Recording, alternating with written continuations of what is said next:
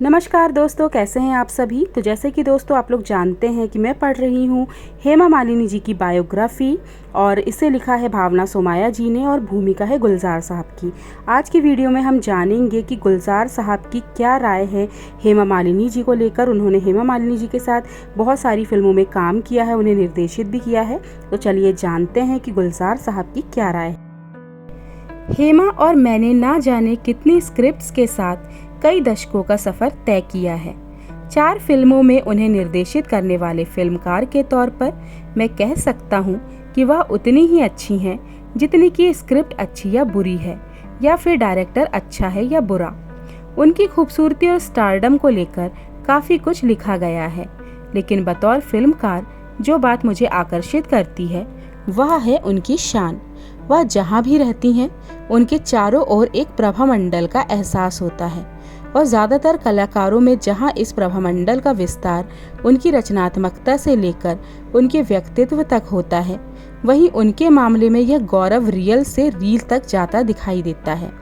उनकी कोई भी पुरानी या नई फिल्म को ले लीजिए, चाहे शोले में उन्होंने देहात की तांगे वाली की भूमिका निभाई या रामकली में डकैत बनी हो, उन्होंने अपनी अमिट छाप छोड़ी है। यह एक गलतफहमी है कि हेमा शर्मीली और अंतर्मुखी हैं। मैं जब पहली बार अंदाज के सेट पर उनसे मिला तो मुझे लगा कि वह उत्साही और आत्मनिर्भर है। उस फिल्म के डायलॉग मैंने लिखे थे और निर्देशक रमेश सिप्पी चाहते थे कि मैं उन्हें समझाऊं कि उनकी आवाज़ कैसी होनी चाहिए।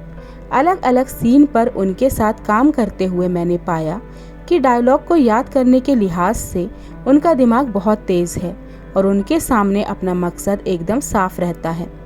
कई साल पहले 1971 में ही उन्होंने मुझे बताया था कि चाहे वह अपनी फिल्मों के साथ कितनी ही व्यस्त क्यों ना हो जाएं, वह डांस करना कभी नहीं छोड़ेंगी। उन्होंने कहा था, मैं साल में कम से कम 2 परफॉर्मेंस ज़रूर दूंगी। मुझे आज भी उनकी सोच और दूरदेशी पर ताज्जुब होता है। उनके अंदर जैसी एकाग्रता है, उसके लिए साधारण अनुशासन और दृढ़ संकल्प की जरूरत होती है। उन्होंने कहा इस किताब में कि नृत्य उनके लिए भक्ति है।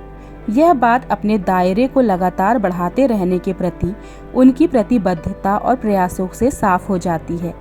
फिल्मी हस्तियों में विरले ही ऐसा देखने को मिलता है कि वे सिनेमा के बाहर दूसरी चीज़ों में अपनी दिलचस्पी को आगे बढ़ाते हैं, क्योंकि शो बिजनेस का पैसा बेहद चुनौतीपूर्ण होता है। लेकिन अदाकारा के तौर पर एक शानदार करियर, शादी और बच्चों के बावजूद हेमा ने डांस के लिए अपने उत्साह को बनाए रखा है। इसमें कोई शक नहीं है कि हिंदी सिनेमा के इतिहास में हेमा मालिनी ने नंबर 1 स्टार के तौर पर सबसे लंबे समय तक राज किया है। ना तो उनसे पहले और ना ही उनके बाद किसी को उनके जैसा मुकाम या यश मिला, और इसका श्रेय सिर्फ उन्हें ही जाता है। उन्होंने अपने स्टारडम का कभी बेजा इस्तेमाल नहीं किया। इसके उलट कई मजबूरियों और मुश्किलों के बावजूद उन्होंने टेलीविज़न, निर्देशन और इस समय संसद जैसे अलग अलग माध्यमों को खंगालने के लिए एड़ी चोटी का जोर लगा दिया। मीडिया उन्हें पारंपरिक महिला के तौर पर पेश करता है, लेकिन जिंदगी में उनके फैसले सिद्ध करते हैं कि वह नारे लगाने वाली ज़्यादातर स्त्रीवादियों के मुकाबले कहीं ज़्यादा खुले विचारों की हैं, जिन्हें हम जानते हैं।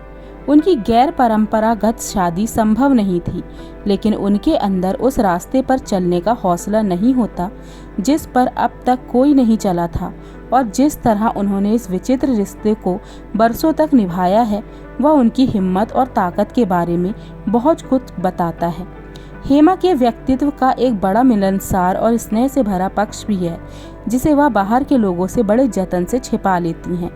मैंने उनके जोश में उबाल की झलक अपनी शूटिंग के दौरान देखी। उन दिनों उनकी सबसे करीबी सहयोगी उनकी मौसी, उनकी माँ की सबसे छोटी बहन हुआ करती थी, जिन्हें हेमा के साथ काम करने वाले प्यार से शांता आंटी कहकर बुलाया करते थे। मैं उन्हें कैप्टन आंटी कहता था, क्योंकि बाहर की शूटिंग में वे अक्सर सन कैप पहनकर रहती थी। खुशबू, किनारा और फिर आगे चलकर मीरा के दौरान मैं उन दोनों महिलाओं के बीच का करीबी गवाह रहा हूँ। जब दोनों साथ हुआ करती थी तब सेट पर खूब हंसी मजाक हुआ करता था। एक वही थी जिनके आगे हेमा अपना हथियार डाल दिया करती थी। एक बात हेमा के बारे में बड़ी हैरान करने वाली है कि उनके अंदर गंभीर हो जाने की क्षमता अचानक पैदा हो जाती है। उनके साथ होने पर अजनबियों को बेहद असहजता महसूस होती थी और वह भी उन्हें सहमी महसूस कराने की कोई कोशिश नहीं करती थी। एक बार उन्होंने मेरे सामने कबूल किया था कि वह इतनी खिंची खिंची सी नहीं रहना चाहती हैं, लेकिन लोगों के बीच जाते ही उनके हाव भाव स्वतः सतर्क हो जाते हैं। वह जब मुझे यह सब बता रही थी तब उनके चेहरे पर जो भाव थे वह मुझे आज भी याद हैं। उस समय वह एकदम असहाय दिख रही थी। तो दोस्तों, ये थी महान गीतकार गुलजार साहब की राय हेमा जी को लेकर, और उन्होंने उनके साथ बहुत काम भी किया है। वो उन्हें काफ़ी अच्छे से जानते थे, तो उनके दिल में उनके लिए जो था उन्होंने दिल खोलकर इसमें बता दिया। तो दोस्तों, आने वाले वीडियोस भी बहुत ज़्यादा इंटरेस्टिंग होंगे, क्योंकि ये जो है हेमा मालिनी जी की, इसे आप बायोग्राफी कहिए या ऑटोबायोग्राफी कहिए, क्योंकि हेमा मालिनी जी ने ही भावना सोमाया से इसे लिखवाया है। तो इसमें हमें जो भी जानकारी मिलेगी उनकी लाइफ स्टोरी को लेकर, वो बहुत ही रियल और ऑथेंटिक होगी। तो आशा करती हूँ कि ये वीडियोस आपको बहुत पसंद आएंगे, आप लोग इसे भरपूर प्यार देंगे और इसे शेयर करेंगे। फिर मिलूंगी आपसे अपने अगले वीडियो में, तब तक के लिए नमस्कार।